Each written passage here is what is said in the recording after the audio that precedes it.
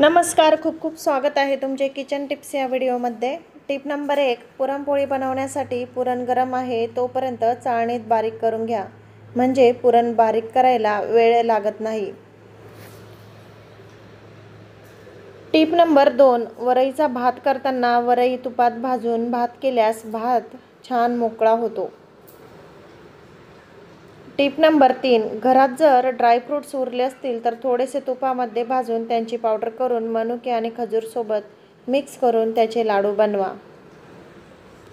Tip number 4, पनीरच्या भाजीला हॉटेलसारखी taste येण्यासाठी त्यामध्ये 2 चमचे बेसन पीठ भाजून घाला, भाजी खूप छान टेस्टी बनते। टिप नंबर 5, शेवग्याच्या शेंगाची भाजी बनवताना त्यात थोडासा मटण मसाला टाका, भाजीला छान चव येते। टिप नंबर 6, शेंगदाण्याचा कूट घालून भाजी बनवताना शेंगदाण्याचा कूट मसाल्यात परतून घेतल्यास भाजीला छान तेल सुटते। टिप नंबर 7, वरण बनवताना वरणाला लसूण खोबऱ्याची फोडणी द्यावी, वरणाला खूप छान चव येते। टिप नंबर 8, चिक्की बनवताना कढईत आधी तूप घालावे, मग गूळ घाला, यामुळे चिक्कीला छान चमक येते आणि चिक्की चिकट होत नाही। टिप नंबर 9, गरम पोळी किंवा भाकरी डब्यात ठेवल्यास भाकरी किंवा पोळी ओली होते, म्हणून आधी जाळीवर ठेवावी, म्हणजे त्यांची वाफ निघते आणि नंतर डब्यात ठेवावे। टिप नंबर 10, पुरी लाटताना पीठ लावून लाटण्याऐवजी तेल लावून लाटा, म्हणजे पुऱ्या जास्त तेल शोषत नाही आणि तेलही काळे होत नाही। टिप नंबर 11, बिर्याणी मसाले, भात किंवा पुलाव बनवताना अर्धा तास आधी तांदूळ पाण्यात भिजत ठेवा, भात मोकळा होतो। टिप नंबर 12, नारळातील खोबरे काढण्यासाठी नारळ फोडण्यापूर्वी तो गरम करून घ्या, त्यानंतर नारळ फोडा, नारळातील खोबरं सहज निघते। फोडलेला नारळ असेल तर नारळ बाहेरून गरम करावा।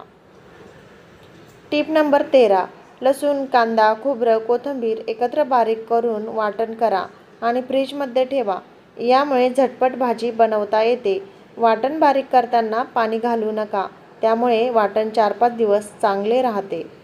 टिप नंबर 14, कटलेट बनवताना त्यात ब्रेडचा चुरा घालावा, कटलेट खूप छान टेस्टी आणि कुरकुरीत होतात। टिप नंबर 15, पोहे चिकट होऊ नये म्हणून पोहे चाळणीमध्ये भिजवा, चाळणीत पोहे भिजवल्यामुळे पोह्यातील सर्व पाणी निघून जाते आणि पोहे चिकट होत नाही। टिप नंबर 16, पावसाळा आणि थंडीमध्ये लसूण नरम होतो आणि पटकन सोलला जात नाही, अशा वेळी लसणाच्या पाकळ्या करून तव्यावर 2-3 मिनिटे गरम करून घ्या आणि हाताने लसूण पाकळ्या चोळा, लगेचच संपूर्ण सालं निघून जाते। 5 मिनिटात भरपूर लसूण सोलून होतो। टिप नंबर 17, कधी कोशिंबीर बनवून जास्त वेळ झाले तर कोशिंबीरीला पाणी सुटते, अशा वेळेस थोडेसे पोहे मिक्सरमधून बारीक करून ते कोशिंबीरीत घालावे, यामुळे जास्त सुटलेले पाणी पोहे शोषून घेते। टिप नंबर 18, लोणी कडवताना ओतू जात असेल तर त्यावर थोडे पाणी शिंपडावे, त्यामुळे लोणी कडवताना वर येत नाही। टिप नंबर 19, खारीक मिक्सरमध्ये बारीक होत नसेल तर अशा वेळी खारीक आणि थोडे खोबरे एकत्र करून बारीक करावे, त्यामुळे खारीक खूप छान बारीक होते। टिप नंबर 20, फ्राईड राईस बनवताना कोलम तांदूळ किंवा बिर्याणी तांदळाचा वापर करा, यामुळे फ्राईड राईस खूप छान मोकळा होतो। टिप नंबर 21, शेवयांचा भात बनवताना शेवया अगोदर तुपात छान भाजून घ्या, त्यानंतर भात बनवा, भात खूप टेस्टी बनतो। टिप नंबर 22, खुसखुशीत शंकरपाळी होण्यासाठी मैद्यामध्ये थोडा बारीक रवा मिक्स करून नंतर कडकडीत तुपाचे मोहन घाला, यामुळे शंकरपाळी खुसखुशीत होते। टिप नंबर 23, थालीपीठ बनवण्यासाठी सर्व प्रकारचे कडधान्य भाजून ते दळून आणून त्यापासून थालीपीठ बनवा, कडधान्यापासून बनवलेले थालीपीठ खूप स्वादिष्ट लागतात।